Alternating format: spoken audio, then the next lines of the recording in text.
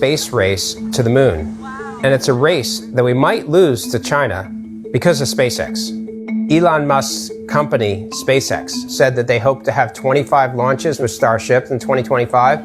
What? Oh my God! They've had 4 launches this year instead of 25. And in 3 of the cases, the ship blew up while it was being tested. And there was actually another explosion on the ground.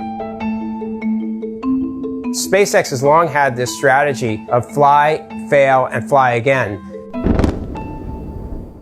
President Trump, during his first term, set a very explicit goal of having astronauts back on the moon by 2024, and that was what SpaceX Starships was hired to deliver. I think it's not out of the question that it could be ready to fly people in a couple of years. But that date has slipped from 24 to 26 to 27, but realistically, some at NASA are acknowledging it may not be until 2028.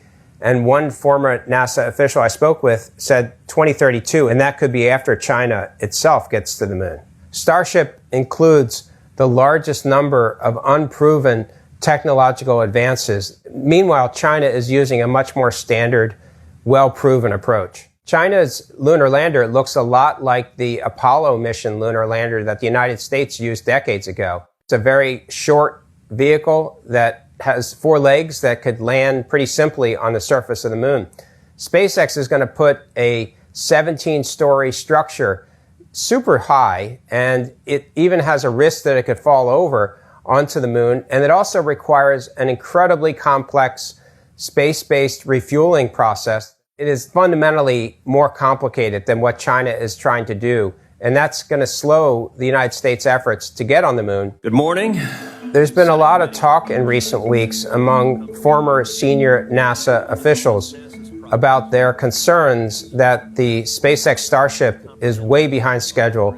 That architecture is extraordinarily complex. It, quite frankly, doesn't make a lot of sense if you're trying to go first to the moon, this time to beat China. Former senior NASA officials said that they think it's time to come up with a plan B and to potentially to go back to a much simpler Apollo-like lunar lander that they could turn around in 4 or 5 years.